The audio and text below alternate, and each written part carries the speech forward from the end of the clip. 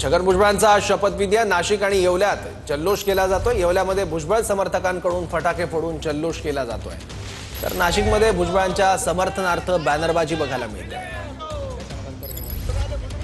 याबद्दल आणखी माहिती घेऊयात, आपले प्रतिनिधी चंदन पुजाधिकारी आपल्या सोबत आहेत। चंदन, यापूर्वी मंत्रिपद नाकारण्यात आल्यामुळे छगन भुजबळांच्या समर्थकांमध्ये प्रचंड नाराजी होती आणि आता त्यांना मंत्रिपद मिळणार आहे, त्यामुळे एक वेगळा आनंद बघायला मिळतोय भुजबळ समर्थकांमध्ये। निश्चितपणे छगन भुजबळ यांचे समर्थक ज्या दिवसाची वाट बघत होते तो दिवस आज अखेर आलेला आहे। छगन भुजबळ आज मंत्रिपदाची शपथ घेत आहेत आणि त्याचा उत्साह जो आहे, त्याचा आनंद जो आहे तो भुजबळ फार्म परिसरात बघायला मिळतोय। आपण बघतोय की भुजबळ यांच्या समर्थकांकडून भुजबळ फार्म परिसर असेल किंवा नाशिकच्या वेगवेगळ्या चौकांमध्ये भले मोठे अभिनंदनाचे बॅनर्स, पोस्टर्स लावण्यात येत आहेत। खरं तर महायुतीचं सरकार आल्यानंतर पहिल्याच मंत्रिमंडळात भुजबळ यांना मंत्रिपदाची शपथ दिली जाईल अशी अपेक्षा होती, मात्र या पहिल्याच मंत्रिमंडळात भुजबळांना डावलण्यात आलं आणि त्यामुळे स्वतः छगन भुजबळांसोबतच त्यांचे राज्यभरातले जे सगळे समर्थक आहेत ते देखील या ठिकाणी नाराज होते।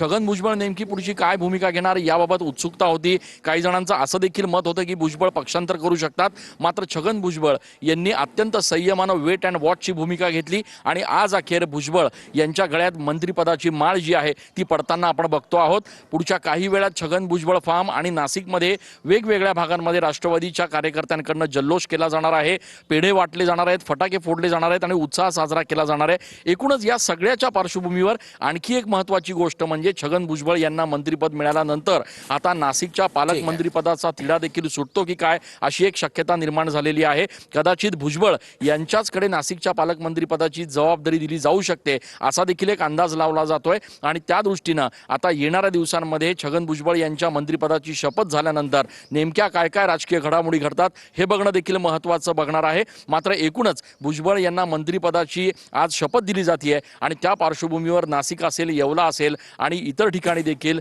या सगळ्याचा उत्साह आणि आनंद जो आहे तो कार्यकर्त्यांकडून साजरा केला जातोय। ठीक आहे, धन्यवाद या सगळ्या माहितीबद्दल।